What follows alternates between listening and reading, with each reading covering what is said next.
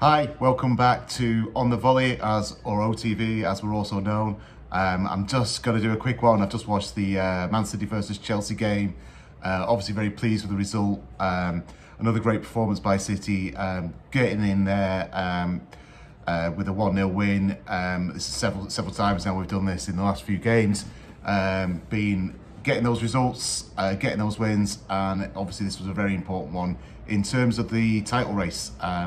Looks like Chelsea are now going to be outside of the chance of the title. I think they're 13 points behind now, played the same number of games. City doesn't look likely that they're going to get back into it.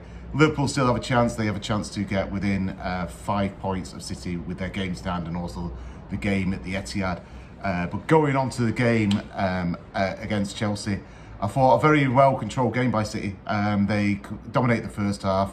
Lukaku had one really good chance in the first half, one in the second half. Excellent save by Ederson, by the way.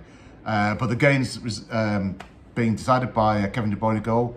Really good finish. An error by Kepa. He clears the ball straight, without any real focus on where it was going. Doesn't really get back into position.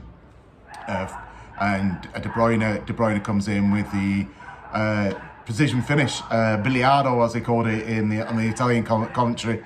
So yeah, biliardo means beating snooker. Like a snooker shot basically into the bottom corner. Really good goal, very well taken. He's doing very well at De Bruyne since he's come back from COVID. I think he's scored 4 in 5 games, or 6 games, sorry, and assisted one as well. Looks like we've got Kevin back. There was a little bit concerned with City fans that he wasn't performing this year at all, but he has come back in sterling form. It makes a big difference for City, and this is one of our most important players without a doubt, and it's nice to see him back to somewhere near his high standards that he's set himself basically over the last few seasons. Obviously being nominated for numerous awards for his personal performances, and highly regarded as one of the best players in the world. Raheem Sterling again, come back to form just at the right time for us really, just when we need him. It's a lot of City's form has been based on Raheem Sterling being back to form. It's such an important player for us, has been in previous seasons as well, previous title winning seasons anyway. And yeah, it's nice to see him back in a little bit of form.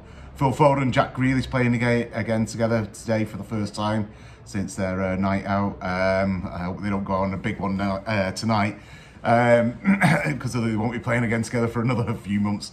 I thought Grealish is still kind of, he had a really good opportunity to score. Kepa made a good save actually with his leg, but if Grealish lifts that a little bit more, it's in the back of the net.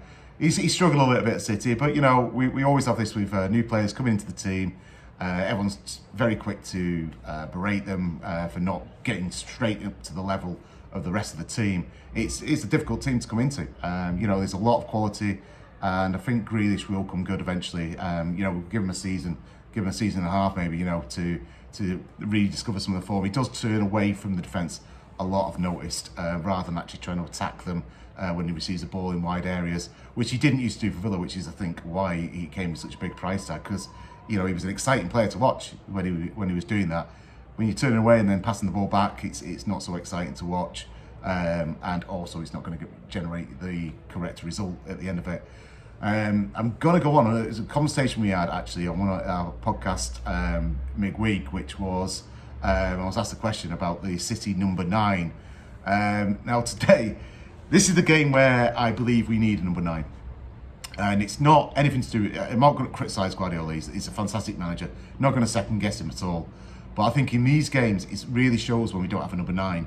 We had the ball going across the box several times today, and there's nobody attacking it. There's nobody attacking from the penalty spot. There's no one attacking from the edge of the area. We're not splitting the defence in any sort of way, and it's just very easy. They can even let the ball run across the goal. They don't have to put a foot on it, which is always a danger for a centre half, to have to put your foot on the ball in the area. And it just showed today with all those balls going in. There were some quality balls going in. They weren't really troubled in that area. Where they were troubled is around the periphery, which is where City do play all their football really.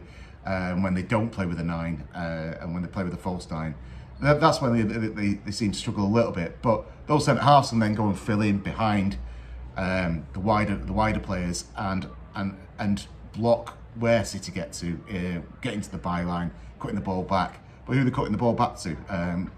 The late runners into the box basically. So it's still a little bit of a bugbear of mine. As I say, I can't second guess Guardiola. He's a fantastic manager, one of the best managers in the world, and one of the best that they've ever seen. In the world. So I'll hold my tongue a little bit more on that one because I think, who am I to say what Guardiola's? Although he did try and correct this in the summer, he did try and sign Harry Kane. Obviously that didn't go through. Maybe in the summer we will correct that issue at number 9. Just for games like this, really. It's not about the games against Norwich, if you like. It's not about the games where you're winning quite comfortably, where we are scoring a lot of goals. I mean, Shah did mention we scored over 50 goals already this season. It's more about these tight games. These are the ones where we're missing that, guy who can just get you a goal from nowhere almost, or just making those runs onto those balls that are being brilliantly put in by our quality players. I say a little bit about Chelsea. I thought, they're obviously they're missing. I think they missed Mendy today. Actually, I think there's a little bit of nervousness with Kepa at the back. He doesn't ensure confidence in that defence. Mendy, obviously a big miss for them going to the African Cup of Nations. But really, otherwise, I don't think they can have any complaints. They've got really. I mean, I know Tuchel said they're missing. They are missing Reece James. They are missing a few players at the back. But that back three that they had today were pretty decent. A pretty decent back three. I don't think you can really complain about that. But yeah, I mean, in the first half, I think Tuchel himself was a bit disappointed by the quality of ball that was being put into Lukaku and into the front players in general. And maybe that midweek game has taken a bit out of Chelsea, coming up against obviously a City form, massively in form. But yeah, absolutely brilliant result for City as a City fan. Yes, I'm sorry, I feel that for Chelsea fans that you are out of this now. I think 13 points is too much to make up. If it is 13 points, I'll have to check that later. But I seem to remember that's what the margin is. So that's all I've got to say, really. That's my reaction to the game, I guess. Some standout performances from City. I mentioned Bernardo Silva because I've not mentioned him yet. Played again brilliantly. Love his harassing, love his skill. Love how he gets involved in a game. He's a wonder to watch. Absolutely love him. He's got to be my favourite City player at the moment. Absolutely love him. So that's it for me. That's me, Matt, out.